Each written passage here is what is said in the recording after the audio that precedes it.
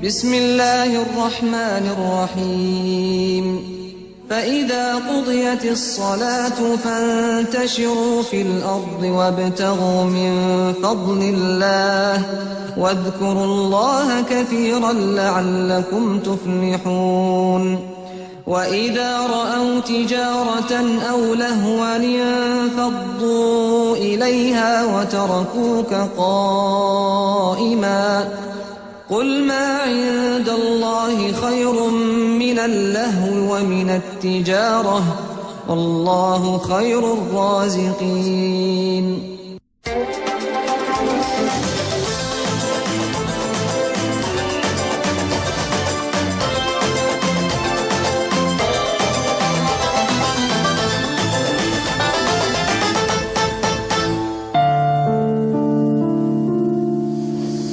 Assalamualaikum warahmatullahi wabarakatuh. Selamat pagi teman-teman. Alhamdulillah saya barusan balik dari Jeddah.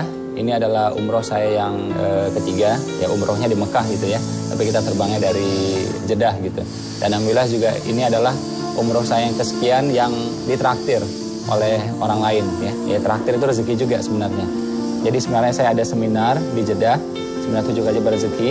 Dan ini adalah menjadi negara yang ke-7 untuk seminar. Dan kita bikin sekalian dengan umroh gitu. Nah, orang jarang tahu, beneran orang jarang tahu, umroh itu ternyata rezeki. Umroh itu rezeki. Loh, kok bisa? Ya bisa ternyata. Saya lihat pengalaman saya ketika saya umroh pertama waktu itu ya. Jadi waktu itu uangnya saya pas-pasan gitu, pas-pasan. Cuma saya rada maksa lah. Saya umroh dan saya mengumrohkan ibu saya. Jadi saya berangkat dengan ibu saya waktu itu. Ketika pulang uang kita tuh dari segi rupiah ya sangat pas-pasan karena umroh waktu itu saya umroh Ramadan ya. Itu biayanya ya lumayan lah bagi saya pada masa itu gitu. Nah jadi saya berangkat, ibu saya berangkat. Uangnya lumayan, pas pulang ya udah duitnya udah habis lah kurang lebih gitu.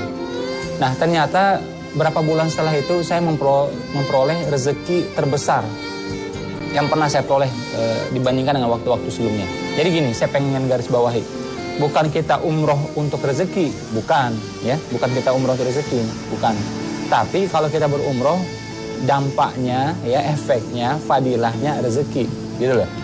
Nah, itu umroh saya yang pertama. Pas umroh saya kedua, saya ingat banget waktu itu, tahun 2010, saya berangkat sama istri saya. Itu kita pulang saja, ya, pulang gitu ya. 2 hari atau 3 hari setelah itu ya, itu uang masuk gitu, tangtong non-stop selama sekian bulan waktu itu. Nah ini yang saya alami, Nah kenapa bisa rezeki? Ya jadi saya pengen meyakinkan teman-teman yang mungkin ragu-ragu atau tidak pernah berniat untuk umroh. Jadi gini loh, kalau kita mengorbankan uang kita, katakanlah dalam sedekah gitu ya, kita mengorbankan uang kita, Allah akan lapangkan uang kita. Ya, kalau dalam duha ya kita korbankan ya kita luangkan waktu kita, maka Allah akan lapangkan waktu kita. Nah kalau umroh ini luar biasa dua-duanya. Jadi kita korbankan uang kita dan kita luangkan waktu kita.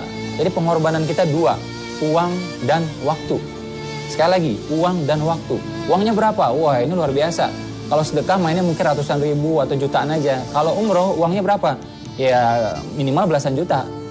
Ya, tapi orang rata-rata biasanya sekitar 20-an sampai 30-an lah. Jadi biayanya sekitar 20 juta, belum lagi dia pegang uang gitu ya, untuk jaga-jaga sekitar mungkin 5 juta atau berapa. Jadi lumayan uangnya yang dia korbankan.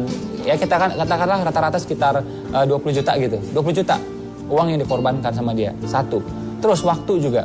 Ini luar biasa. Kita yang karyawan meluangkan waktu 15 hari itu bukan hal yang mudah gitu. Pengusaha juga sama. Karena begitu dia berangkat, dia harus mengorbankan bisnisnya ya. Kalau dia pegang, itu bisa menghasilkan sekian. Tapi kalau dia tinggalkan, dia bisa kehilangan sekian. Nah itu dia korbankan semua, 15 hari bahkan sampai 20 hari juga. Jadi uang yang dikorbankan sekitar 20 juta, waktu yang dikorbankan juga itu ya, pulang pergi itu bisa jadi 20 hari juga. Nah, karena pengorbanan yang luar biasa ini, makanya efeknya apa? Itu malah akan melapangkan uang kita, akan melapangkan rezeki kita. Nggak percaya juga.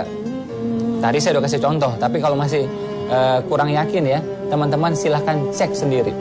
Abangnya, saudaranya, orang tuanya, pamannya, tantenya, kakeknya ya, yang pulang umroh, coba lihat.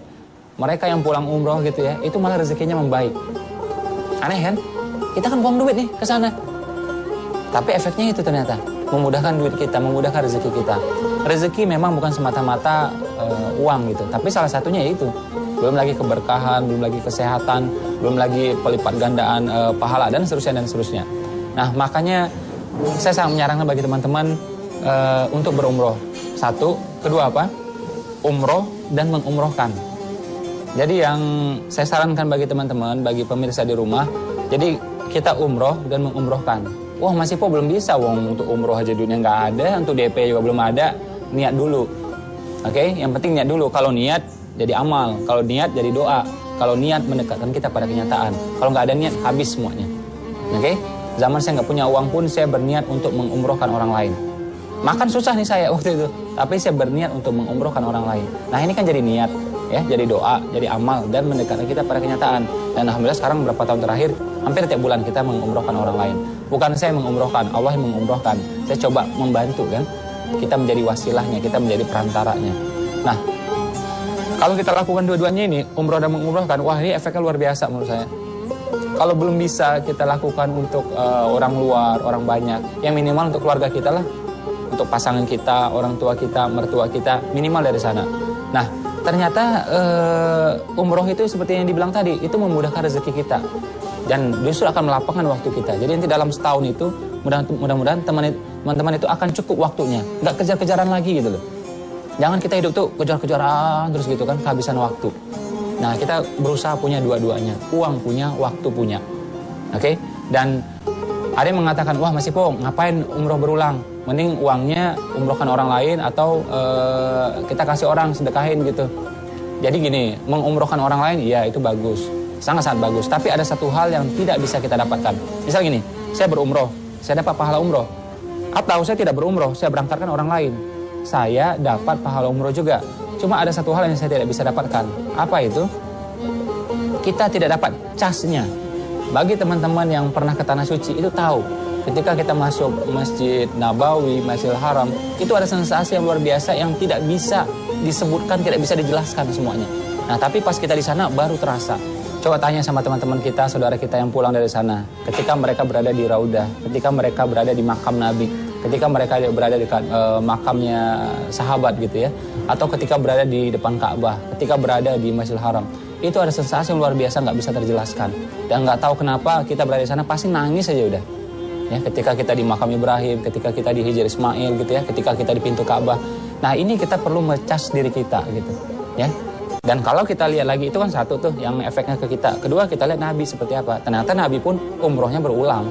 Jadi tidak ada masalah yang sebenarnya. Jadi kita umroh dan mengumrohkan orang lain. Sedekah ya tetap juga gitu. Bukan berarti salah satu. Jadi semuanya silakan aja dilakukan. Makanya tuh doa kita, ya impian kita, harapan kita itu percepatannya luar biasa. Ya, makanya begitu kita pulang ke tanah air, apa yang kita inginkan tuh biasanya terjadi percepatan biasanya.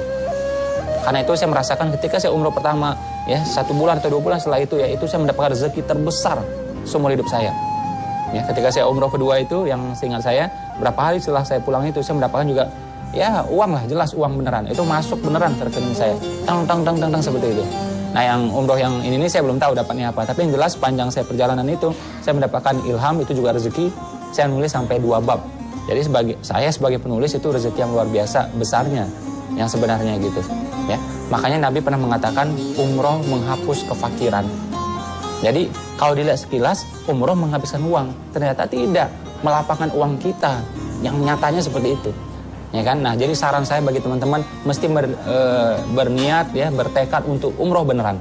Caranya gimana? Bukan sekedar niat saja, dikonkretkan, take action. Ya, ambil brosurnya, ya, pergi ke travel, ambil brosurnya, cari tahu seperti apa. Walaupun nggak punya uang, udah bikin aja tabungan 500.000 kah, 1 juta kah, 2 juta kah, bikin tabungan khusus khusus untuk umroh, niat kita kayak gitu. Terus melunasinya mencukupinya gimana Mas Ipo? Itu urusan Allah, yang penting kita udah niat. Ya, kalau menurut Allah kita pantas lah sampai ke sana. Kalau enggak. Bagi teman-teman yang nggak punya uang nggak usah khawatir. Ya, banyak orang kaya tidak sampai ke tanah suci. Banyak juga orang miskin sampai ke tanah suci. Jadi umroh bukan soal uang sebenarnya, soal keyakinan dan bagaimana kita take action dengan keyakinan tersebut. Oke, mungkin itu saja untuk pagi hari ini. Ya, assalamualaikum warahmatullahi wabarakatuh. Selamat pagi teman-teman. Semoga berkah berlimpah. لبيك لبيك لا شريك لك لبيك إن الحمد والنعمة لك والملك لا شريك لك لبيك لبيك اللهم لبيك لبيك لا شريك لك لبيك إن الحمد والنعمة لك والملك لا شريك لك لبيك لبيك